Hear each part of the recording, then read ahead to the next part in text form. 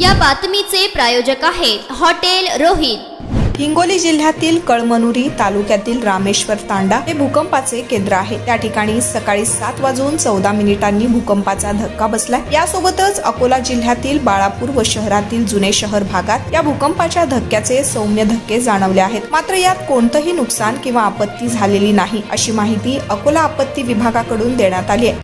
आज सकाळी 7:14 national seismograph जी website आहे त्या वेबसाईटच्या माध्यमातून प्राप्त माहितीनुसार 7:14 हिंगोली जिल्ह्यातल्या कळमनुरी तालुक्यातील रामेश्वर तांडा या ठिकाणी एक भूकंपाचं केंद्र आहे। त्या ठिकाणी भूकंपाचा 4.5 रिश्टर स्केलवर नोंदलेला असा धक्का बसला असून त्याचे सौम्य धक्के अकोला जिल्ह्यात सुद्धा जाणवले आहेत।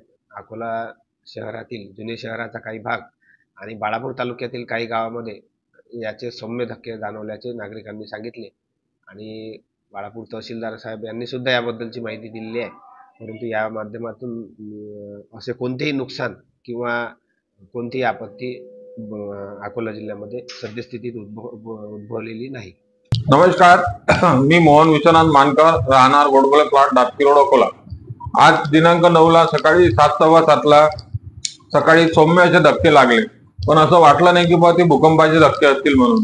पण जेव्हा मराठवाडा, हिंगोली, वाशिम इकडून बातम्या आल्या की बा या ठिकाणी सौम्य भूकंपाचे धक्के लागले, तेव्हा असं वाटलं की बा आपल्याला जे धक्के लागले सकाळचे भूकंपाचेच असू शकतात। म्हणून मी थोडंसं व्हॉट्सअपवर इकडे तिकडे मेसेज वाचले, तर तेव्हा असं समजलं की आजूबाजू रेणुका नगर, दापकी रोड, गोडबोले प्लॉट इथे पण सौम्य नागरिकांना थोडे थोडे भूकंपाचे झटके लागलेले आहेत।